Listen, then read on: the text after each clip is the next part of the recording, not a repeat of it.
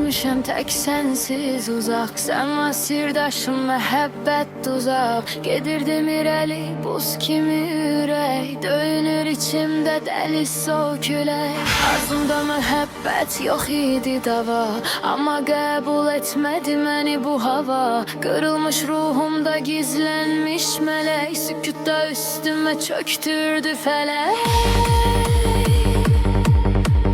Hər ateş içimdən qopan bir an,